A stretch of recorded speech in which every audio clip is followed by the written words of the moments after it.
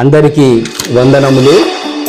మేలు చేయనెరిగి మేలు చేయని వానికి శ్రమ.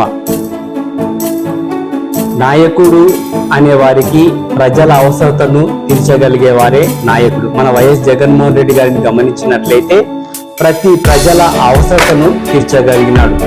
ప్రతి కుటుంబానికి కావలసిన మినిమం అవసరత విద్య, వైద్యం, సంక్షేమం, ఈ మూడింటిని ప్రతి కుటుంబానికి దగ్గరకు చేర్చిన వ్యక్తి ఏకైక ముఖ్యమంత్రి మన వైఎస్ జగన్మోహన్ రెడ్డి గారు. మనము ప్రతి గ్రామంలో గమనించినట్లయితే English medium school, సచివాలయము, Rythu Bharosa కేంద్రము, హెల్త్ క్లినిక్, ఇవన్నీ కూడా వైఎస్ జగన్మోహన్ రెడ్డి గారు అభివృద్ధి చేసి చూపించిన ఘనత మన ముఖ్యమంత్రి వైఎస్ జగన్మోహన్ రెడ్డి గారిదే.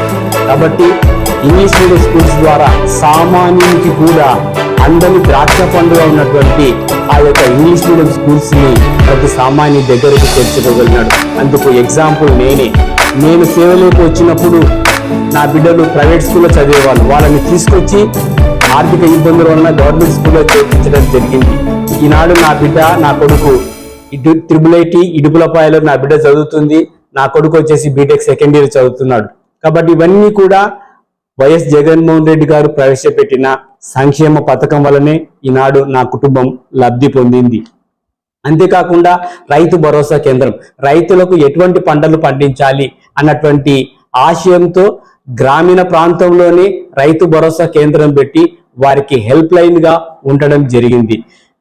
హెల్త్ క్లినిక్, గ్రామీణ ప్రాంతంలో వారు గ్రామం నుంచి పట్టణానికి వెళ్ళాలంటే చాలా ఇబ్బందులు పడేవారు. కానీ అక్కడే హెల్త్ క్లినిక్ పెట్టి వారి ఆరోగ్య సమస్యలను వారికి తెలియజేస్తూ వారికి డాక్టర్ను నియమించి వారి ఆరోగ్యం పట్ల శ్రద్ధ వహించిన వ్యక్తి వైఎస్ జగన్మోహన్ రెడ్డి గారు. కాబట్టి సంక్షేమము మన ఇంటి దగ్గరికే తీసుకొచ్చినటువంటి ముఖ్యమంత్రిని మనము అందరము కలిసి ఆయనను బలపరిచి గౌరవించి ఆయనను గెలిపించవలసిందిగా నేను కోరుకుంటున్నాను. రెండవదిగా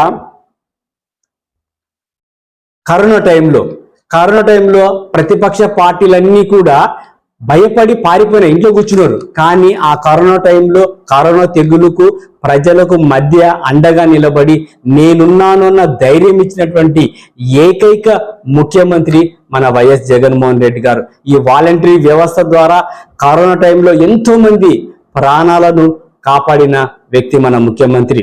కాబట్టి అలాంటి వ్యక్తిని మనము సపోర్ట్గా నిలబడాల్సిన అవసరం ఉంది. క్రైస్తవుడిగా ప్రార్థించే వ్యక్తిగా ఆయన ఉన్నాడని చెప్పినప్పుడు ఆయన పక్షాన మనమందరము కూడా నిలబడి ఆయనను గెలిపించి బలపరిచి ఆయనకు మన అమూల్యమైన ఓటు వేయించి గెలిపించాలని నా ప్రార్థన. నా పేరు S Jayakanth Christian, AP state YSRCP Christian minority వ్యవహారాల ఎలక్షన్ కోఆర్డినేటర్.